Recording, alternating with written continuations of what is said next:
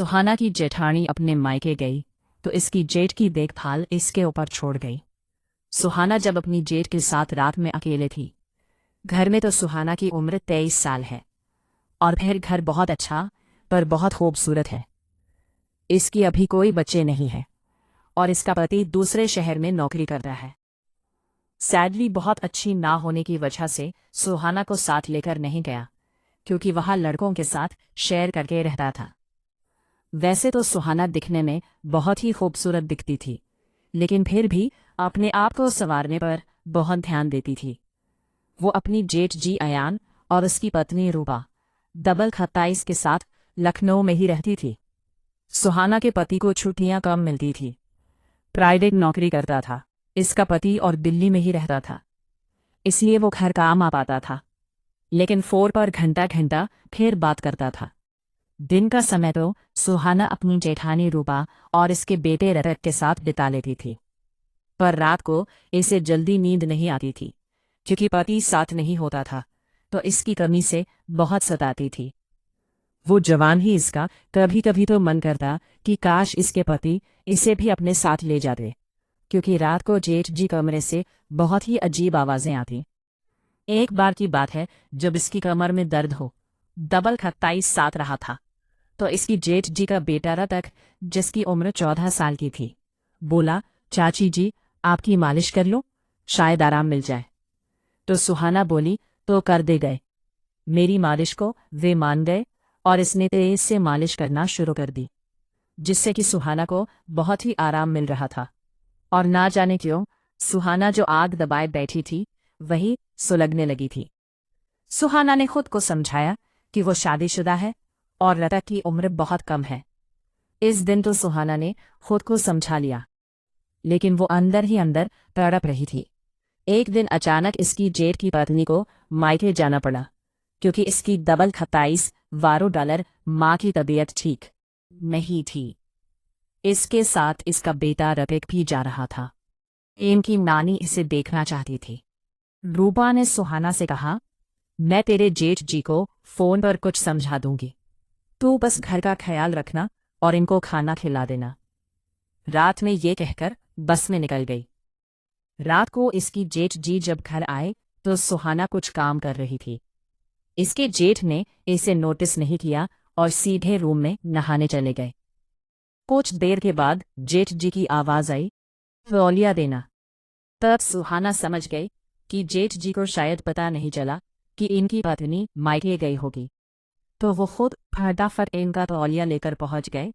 और इसने जैसे ही दरवाज़ा खटखटाया, जेठ जी ने अचानक इसे अपनी बीवी समझकर वॉशरूम के अंदर खींच लिया।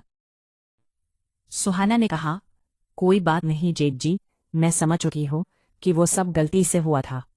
और बोले, अगर तुमने मुझे माफ़ कर दिया तो साथ में ही बैठकर खाना खाओ ना। सुहाना ने कहा, ठीक है। फिर इन दोनों ने साथ में बैठकर खाना खाया, बहुत सारी इधर उधर की बातें करी। फिर सुहाना बर्तनों को समेटने लगी। इसके जेठ जी बोले, रहने दो, सुबह कर लेना, सब अभी जाकर सो जाओ। तो सुहाना बोली, सुबह भी तो मुझे ही करना है, तो मैं अभी क्यों ना कर लूं। ये बोलकर वो काम करने लगी तो इसके जेठ जी इसके साथ बर्तन साफ करने लगे। वे बोली, आप रहने दो, मैं खुद कर लूंगी। तुम इतना काम अगर 1-2 दहा 52 करती हो, मैं तुम्हारी हेल्प ही ना करूं। वह इसके साथ में बर्तन धोने लग गए। सुहाना ने एक बार फिर कहा, आप रहने दीजिए ना। वह इसकी बात सुनकर बोले, करवाने दो साथ में काम, इसी बहाने तुमसे थोड़ी बात भी हो जाएगी। फिर सारा काम खत्म करके इन लोगों ने कुछ देर बातें करी और फिर सुहाना बोली, चलो अब चलते हैं, रात बहुत हो गई है। सुहाना का मन तो नहीं कर रहा था जाने का। जेठ जी को देखकर इसके दिल में कुछ कुछ हो रहा था। वह अनमन अपने कमरे में जाने लगी और इसके जेठ जी भी इसे गुड नाइट कहकर चले गए। सुबह सुहाना अपने जेठ जी के उठने से 2-4-2-22 पहले ही सारा काम खत्म करके नाश्ता बनाने लग गई। तब तक जेठ जी बाहर आए, बोले, अरे इतनी जल्दी ये सब करने की क्या जरूरत थी। सुहाना बोली, आपको ऑफिस के लिए लेट ना हो जाए, इसलिए जेठ ने कहा, अच्छा ऑफिस नहीं है, मैं तुम्हें रात में बताने वाला था, लेकिन तुम्हें नींद नहीं आ रही थी और मैं बताना भूल गया। सुहाना बोली, कोई बात नहीं, आप नहा लीजिए, फिर नाश्ता लगाती हूँ। सुहाना के जेठ जी नहा कर आए। फिर दोनों ने साथ में मिलकर नाश्ता किया। फिर इसकी जेठ जी ने कहा, तुम बहुत दिनों से नहीं गई हो और भाई भी नहीं है, तो सोच रहा हूँ तुम्हें कहीं घुमा लाऊं, अगर तुम्हें मेरे साथ बाहर घूमने से कोई दिक्कत न हो तो। सुहाना ने कहा, अच्छा जेठ जी, मुझे तो कोई दिक्कत नहीं है, पर अगर दीदी को पता चला तो। जेठ जी बोले, तुम टेंशन क्यों लेती हो, क्या मेरा इतना भी हक नहीं तुम पर। इसके बाद जेठ जी इसे बाहर घुमाने ले गए और पिक्चर भी दिखाई और फिर होटल में भी खाना खिलाया, बहुत सारी शॉपिंग करवाई। शाम हो गई तो इसकी जेठ जी रात के खाने के लिए बाहर से ही बहुत कुछ ले लिया और वे घर के लिए निकल गए। तभी सुहाना के पास इसके पति का फोन आया। सुहाना ने फोन उठाया, अपने पति से बात करना शुरू की। तब इसके जेठ में इस टैक्सी में बैठने के लिए आवाज लगाई। सुहाना ने अपने पति से कहा कि मैं भी बिजी हूँ, आपसे थोड़ी देर में बात करती हूँ, और इसकी बात बिना सुने फोन कट कर दिया। सुहाना ने ऐसा पहली बार किया था, इसलिए इसके पति को बहुत अजीब लगा। उसे फोन पर आदमी की आवाज भी सुनाई दी। वह सोचने लगा, आखिर सुहाना किसके साथ है। फिर इसने सोचा, जाना सोचो, फोन करेगी तब पूछ लूंगा कि कहाँ थी और किसके साथ थी। फिर रात को सुहाना ने अपने जेठ के साथ मिलकर खाना खाया। अपने जेठ के साथ काफी घुल मिल गई थी। सुहाना जब खाना खाकर अपने कमरे में जाने लगी तो इसने अपने जेठ जी से बोला, आपने अपने छोटे भाई की कमी आज पूरी कर दी, आप बहुत अच्छे हैं। वे बोले, मैं वह कमी कैसे पूरी कर सकता हूँ, वह मेरे बस में नहीं है। सुहाना शर्मा गए, बोली, आप तो इनके भाई हैं, जितना हक इनका इतना ही आपका भी है, और मुस्कुराने लगी। सुहाना की शरारत भरी मुस्कान देखकर इसकी जेठ को सब समझ आ रहा था। थोड़ी देर बाद इसकी जेठ बोले, चलो बहुत रात हो गई। सुहाना उठकर अपने कमरे में चली गई। सुहाना को बहुत बुरा लग रहा था कि इसने जेठ जी से साफ साफ कहा, लेकिन फिर भी इन्होंने इसकी इच्छा नहीं समझी। इस रात तो सुहाना सो गई। सुबह सुहाना के पति का फोन आया। जब उसने सुहाना से पूछा, कल तुम कहाँ थी, गाड़ियों की आवाज आ रही थी, तो इसने बताया कि वह बाजार गई हुई थी। तो उसके पति ने पूछा, किसके साथ गई थी। बोली, क्या मतलब।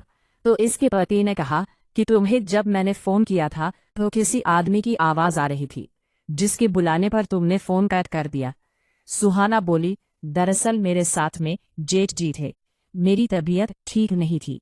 तो इसका पति बोला, भी तो तुम कह रही थी कि तुम बाजार गई थी। तो वह कपकपा गई, बोली, मैं आपको परेशान नहीं करना चाहती थी, इसलिए मैंने ऐसा कह दिया था। दरअसल मेरी तबीयत खराब हो गई थी, तो जेठ जी मुझे दिखाने ले गए थे। तो इसके पति ने कहा कि क्या हो गया था तुमको। इसने बताया, इसे बुखार आ रहा था। तो इसके पति ने इसे कहा, ठीक है, तुम अपना ध्यान रखो, दवाई टाइम पर ले लेना, कोई दिक्कत हो तो भैया को बता देना, वह फिर से तुम्हें डॉक्टर को दिखाएंगे। सुहाना के जेठ जी अपने ऑफिस चले गए। सुहाना का घर में बिल्कुल भी दिल नहीं लग रहा था। इसके अरमान बार बार मचल रहे थे। सुहाना ने अपनी जेठ को फोन लगाया। इसके जेठ ने कहा, क्या हुआ सुहाना, क्या बात है। तो सुहाना बोली कि कुछ नहीं, बस आपकी याद आ रही थी, जब से आपके साथ वक्त बिताया बहुत अच्छा लगा। सुहाना के फोन पर तभी इसके पति का फिर से फोन आने लगा। सुहाना फोन नहीं उठाती, अपनी जेठ जी से बातें करने में लगी रहती है। इधर इसका पति परेशान हो रहा होता है। पिछले 1 घंटे से वो फोन लगा रहा था, लेकिन सुहाना का फोन बिजी ही जा रहा था। इससे पहले कभी सुहाना का फोन इतना बिजी नहीं जाता था, और जाता भी था तो थोड़ी देर में कॉल बैक जरूर करती थी। पर आज पूरा दिन निकल गया। सुहाना का पति इसके फोन का इंतजार करता रहा, पर फोन नहीं आया। सुहाना का जेठ आज जल्दी घर आ जाता है, इसलिए सुहाना इन्हें देखकर खुश हो जाती है। सुहाना नजरें झुकाकर खड़ी होती है। इसकी जेठ कहते हैं, सुहाना देखो, मैं तुम्हारे लिए कौन सी वाली आइसक्रीम लाया हूं। वो सुहाना की तरफ आइसक्रीम को बढ़ा देता है। सुहाना देखती है कि वो सिर्फ एक ही कौन है, और कहती है, जेठ जी, क्या ये तो सिर्फ एक ही है, आप और अपने लिए आइसक्रीम नहीं लाए। तो इसका जेठ मुस्कुराता है और बोलता है, हम दोनों एक ही में खा लेंगे, अब अलग अलग की क्या जरूरत है। सुहाना आइसक्रीम को फ्रिज में डाल देती है।